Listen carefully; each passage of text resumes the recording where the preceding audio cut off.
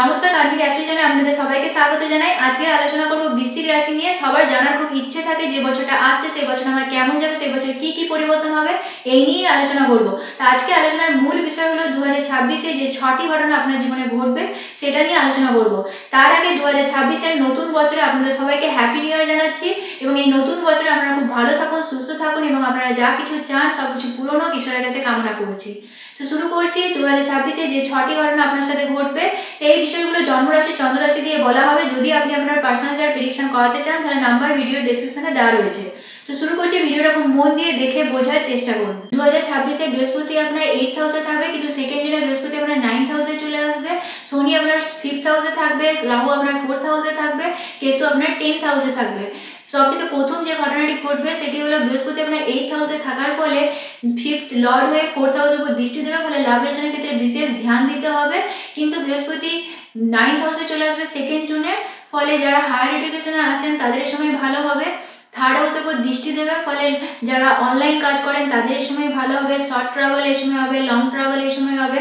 বৃহস্পতি 9th হাউসে থাকার ফলে আপনার মধ্যে আধ্যাত্মিকতা বাড়বে এই সময়। 2 নম্বর ঘটনা হলো শনি 5th হাউসে থাকার ফলে লাভ রিলেশনের ক্ষেত্রে আন্ডারস্ট্যান্ডিং ঠিক রাখতে হবে। জুনের পর থেকে শনি 5th হাউসে থাকাকালীন 7th হাউসে দৃষ্টি দেবে, ফলে ম্যারেজ লাইফে প্রবলেম থাকবে, মতবিরোধ থাকবে।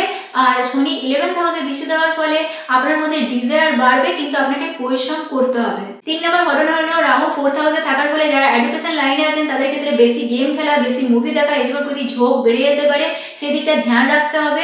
এবং মায়ের শরীর স্বাস্থ্য নিয়ে এই সময় প্রবলেম আসতে পারে, সেই দিকটাও আপনাকে ধ্যান রাখতে হবে। এই সময় বাড়ি রিলেটেড যাবতীয় কিছু পরিবর্তন হতে পারে, বাড়ির রং হতে পারে বা বাড়ি চেঞ্জ হতে পারে এবং বাড়িতে ঝুট ঝামেলা টেনশন এসব হতে পারে, সেই দিকটাও আপনাকে ধ্যান দিতে হবে।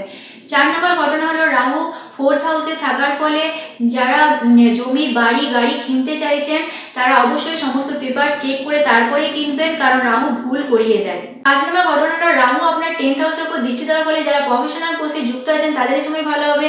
যারা সেলস জব করেন, যারা মার্কেটিং এর সাথে যুক্ত আছেন তাদের এই সময় ভালো হবে। যারা প্রমোটিং কোনো ব্যবসা করেন তাদের এই সময় ভালো হবে। কিন্তু যেখানে আপনি কাজ করছেন সেই কাজের চারপাশে ঝুট ঝামেলা টেনশন চাঞ্চল্যকর পরিস্থিতি তৈরি হতে পারে। সাকসেস আছে, কিন্তু এই ঝুট ঝামেলা পার করে তবেই সাকসেস হবে। যারা প্রমোশন চাইছেন তাদের এই সময় প্রমোশন হবে। 6 নম্বর ঘটনা হলো কেতু আপনার 10th হাউসে থাকার ফলে যারা গুপ্ত পেশার সাথে যুক্ত আছেন, যেমন সিআইডি সিবিআই এসব ক্ষেত্রে উন্নতি আছে, কিন্তু কাজের ক্ষেত্রে সচেতন থাকতে হবে, কারণ আপনার পিছনে কেউ গুপ্তভাবে কোনো কিছু করতে পারে, সেই দিকটা আপনাকে সাবধান থাকতে হবে। তা আজকের মতো ভিডিও এই পর্যন্তই, দেখা হবে নেক্সট ভিডিওতে। ততক্ষণে আপনারা ভালো থাকুন, সুস্থ থাকুন।